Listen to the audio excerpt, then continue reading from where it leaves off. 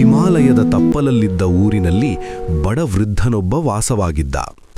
ನಡೆದಾಡಲು ಸ್ವಲ್ಪ ಕಷ್ಟವಾಗಿದ್ದರಿಂದ ದೂರದಲ್ಲಿದ್ದ ಶಿವಮಂದಿರಕ್ಕೆ ಹೋಗಲು ಈತನಿಗೆ ಸಾಧ್ಯವಾಗುತ್ತಿರಲಿಲ್ಲ. ಆದರೆ ಈ ವೃದ್ಧನ ಹೃದಯ ಶಿವಭಕ್ತಿಯಿಂದಲೇ ತುಂಬಿ ಹೋಗಿತ್ತು. ಪ್ರತಿದಿನ ಬೆಳಗ್ಗೆ ಎದ್ದ ತಕ್ಷಣ ಆಕಾಶವನ್ನು ದಿಟ್ಟಿಸುತ್ತಾ ಶಿವನಾಮವನ್ನು ಜಪಿಸುವುದು ಈತನ ಕಾಯಕವೇ ಆಗಿತ್ತು.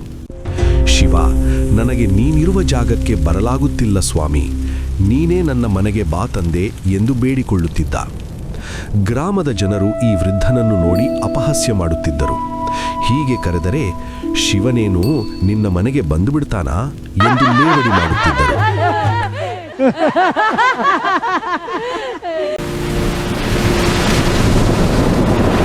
ಅದೊಂದು ದಿನ ಊರಿನಲ್ಲಿ ಭಾರೀ ಗಾಳಿ ಮಳೆ ಸುರಿಯಿತು. ಜೋರು ಮಳೆಗೆ ವೃದ್ಧನ ಚಿಕ್ಕ ಮನೆ ಕುಸಿಯುವ ಸ್ಥಿತಿ ಎದುರಾಯಿತು.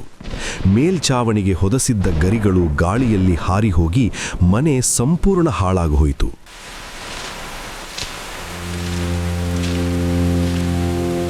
ಆ ಕ್ಷಣದಲ್ಲಿ ಎಲ್ಲಿಂದಲೋ ಅಲ್ಲಿಗೆ ನಡೆದು ಬಂದ ಅಪರಿಚಿತ ಸಾಧುವೊಬ್ಬ ಈ ವೃದ್ಧನ ಮನೆಯನ್ನು ಸರಿಪಡಿಸಿ ಹೊರಟು ಹೋದ.